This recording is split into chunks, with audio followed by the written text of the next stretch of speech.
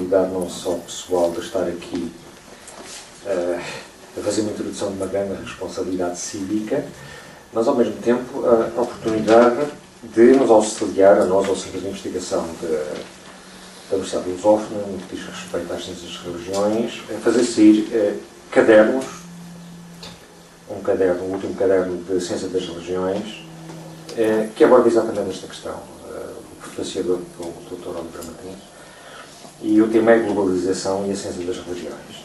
Dentro desta temática da ciência das religiões como ciência que estuda o fenómeno das religiões, dentro do aspecto da globalização. E é neste painel que me foi sugerido, devido exatamente aos movimentos internacionais, da política internacional, que têm ocorrido principalmente desde 2000, desde o grande drama de Nova Iorque, que me foi sugerida a ideia da espiritualidade no contexto atual da globalização e no contexto mais vasto, do qual nós estamos muito habituados, em termos de público geral, em falar e ouvir, que é o da estratégia e da segurança internacional.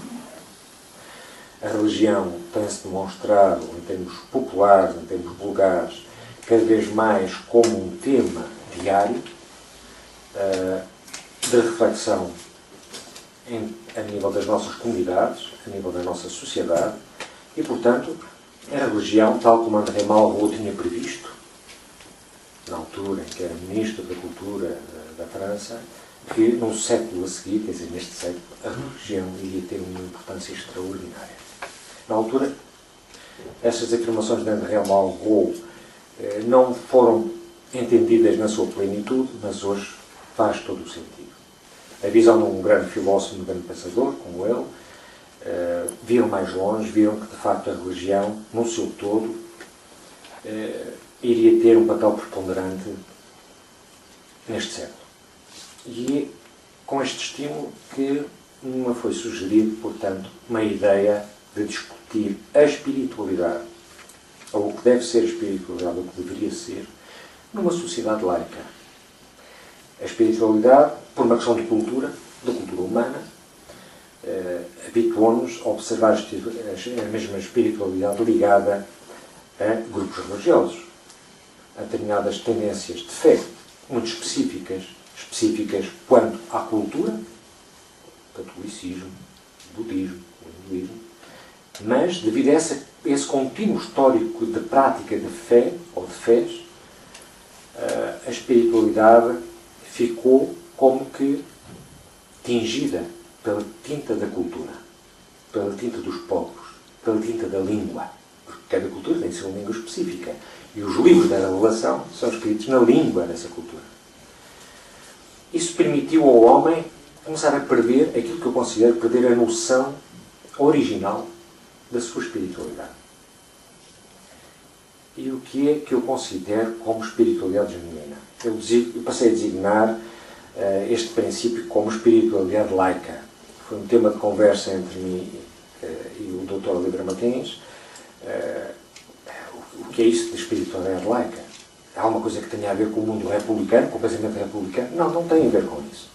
É apenas uma metáfora, mas que significa, para mim, significa uma espiritualidade dada à partida em todos os seres humanos. O ser humano nasce e já tem dentro de si essa capacidade extraordinária de poder sentir para além daquilo que é o óbvio. Mesmo em termos neurológicos e psicológicos, nós temos um centro de atividade no cérebro. Sabemos que é responsável pela fé, pela religião, por todos os fenómenos relacionados com esse campo. Neurologicamente nós sabemos. Sabemos onde se situa. Não sabemos exatamente como funciona, mas sabemos onde se situa. Ora, se esse centro da espiritualidade do homem está dado à partida anatómica e neurologicamente, isso significa que toda a discussão, todo o diálogo interreligioso, a meu ver, deveria voltar-se para o princípio e não para o fim. Ora, no fim, estão todas as religiões já determinadas, com o seu corpo teológico, com os seus livros de revelação, com as suas metodologias espirituais. Diálogo haverá, mas não um diálogo quanto ao acordo nas escrituras. Há muitas divergências, mas onde há unidade é na essência do homem. E essa essência do homem é aquilo que eu designo como a espiritualidade laica. É uma espiritualidade que, antes de assumir a cor da cultura onde nasce, ela não está formatada. Ela está logo à partida, está em essência. E esse é o ponto de diálogo entre todos os seres humanos, em sociedade, em todo o mundo. Ou deveria ser. Portanto, a responsabilidade do Estado acresce no momento em que reconhece em todo o cidadão a capacidade genuína e independente de assumir a sua espiritualidade, de optar pela sua espiritualidade. Cada vez mais no mundo nós observamos a transferência de gente através dos fluxos migratórios entre os países, entre os continentes e, portanto, a malha cultural e religiosa começa-se a alterar. Aquilo que antes era por cultura, por tradição cultural familiar, a opção religiosa, passou a ser apenas uma opção, uma forma de estar na vida. Cada vez mais isso se observa. Portanto, começa a fazer sentido esse convite que a vida nos faz a refletir sobre a espiritualidade dada à partida no homem, quando nasce.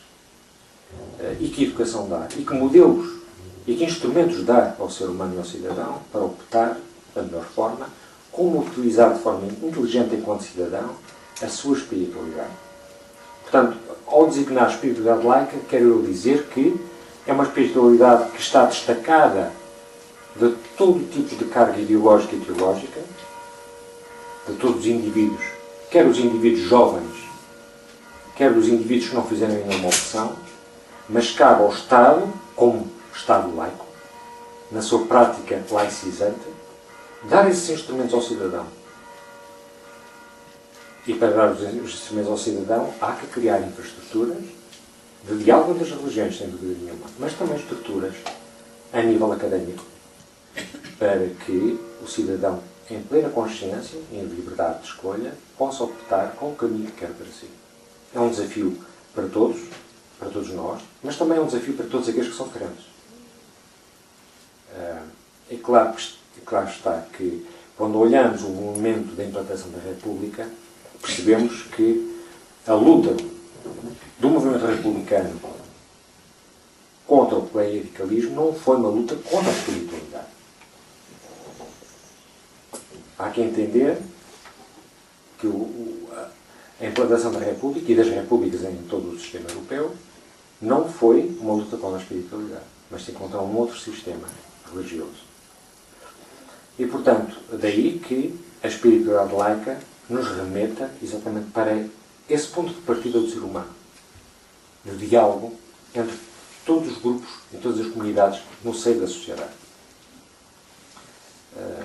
De uma forma muito esquemática, acho que expus as ideias fundamentais sobre as quais podemos discutir, dialogar.